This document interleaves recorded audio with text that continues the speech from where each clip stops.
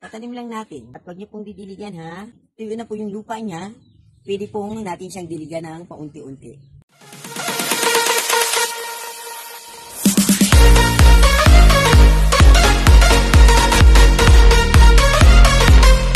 Ayan, magandang hapon. Welcome to my channel. Kung naaalala niyo ito guys, ito yung adenium na kinat ko nung nakaraang araw. Diba sabi ko 3 days?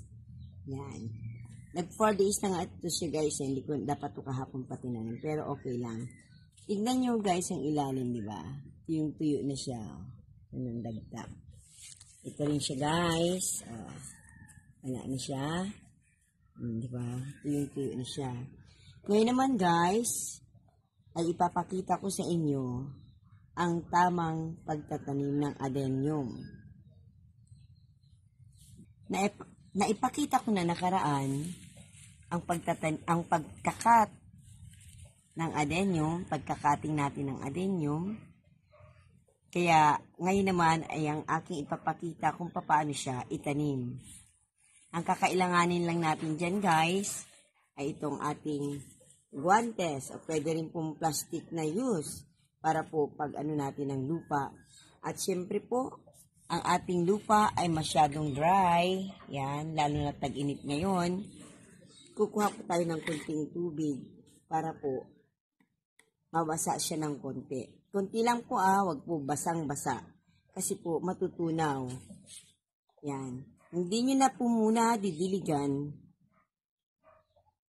Hindi po muna didiligan. Ihintayin nyo po muna siyang magkaroon ng ugat dito. Nalalaman nyo po yan siya. Mga 4 days po, pwede nyo po siyang diligan ng paunti-unti hanggang sa maging wet din po yung lupa. Hindi po kasi siya pwedeng sagarin sa pagdidilig. Madali pong matunaw ang adenium. Kaya nga po, di ba, pag tag-ulan, minsan pinapasok natin ang adenium pag sobrang ulan na. Kasi po, mabilis po siyang matunaw. Pero na lang po talagang malaking-malaki na ang kanyang ugat at talagang matibay na siya, bonsai na siya, tsaka mataas na, ganun po, ang adenium, ay okay na po siya kahit maulanan. So, nakaready na rin ang aking paso. Pansamantala dito. Yan. Okay guys, magagwantes lang muna ako. Yan, okay guys? Unti-unti nating babasain ang lupa. Yan. Itong pitching na ito guys, butas na rin yan, sira na rin yan siya. Hindi na ginagamit na. Nanganin natin yan. Okay guys, yan. Nabasa na ng konti. Yan, para mahalo-halo natin ang lupa.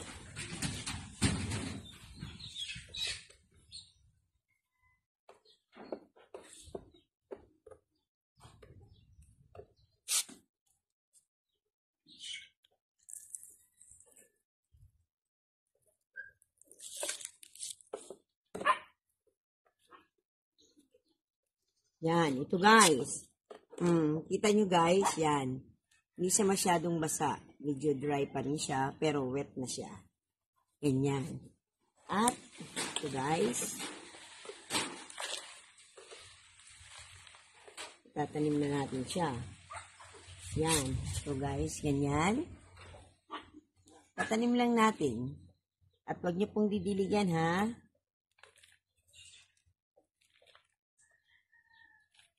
Yan. Pwede nyo pong isiksik yan siya para hindi siya ma-uga-uga.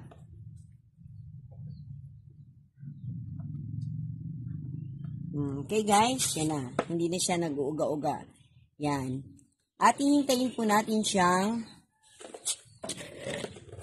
4 days. Pag tuyo na po yung lupa niya, pwede pong natin siyang diligan ng paunti-unti. Ganun lang po, napakasimple po magparami ng adenium. At ito pong maliliit na ito, guys, na adenium, yan, ito po, yan. Yan, tuyong-tuyo na rin po siya. Yan, tuyong-tuyo na yan siya.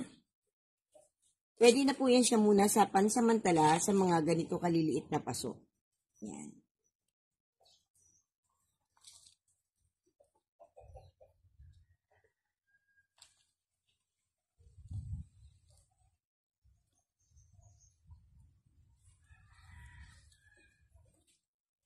Yan. Itatabi niyo po sa hindi magagalaw ng bata o kung may hayop man po kayo para hindi po siya matumba-tumba. Para maiwasan. Sa pinaka-safety niyo po siya ilalagay. Yan guys, yan po yung aking sample at ito po ay itatanim ko na po ito lahat siya mamaya. Yan po. At sa susunod po, uulitin ko po ulit kung paano mag-cutting ng adenium. Baka po yung iba hindi nakapagsubaybay sa aking channel. At saka po mag-comment lang po kayo kung ano pa po talagang ang aking i-demonstrate. Wow, i-demonstrate talaga ha. O ipapakita para po makapaghanda rin ako kung ano yon sa aking mga halaman na mayroon ako dito.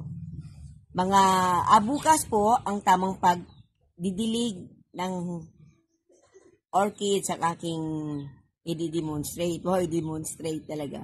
Ipapakita. Kaya guys, paki-like and share ang aking mga na-upload na video para po ang iba ay makapagbahagi din tayo ng ating kaalaman. Maraming salamat sa pagsuporta sa aking channel. Paki-like and share, comment and subscribe. Thank you very much, guys, and we love you all. God bless you.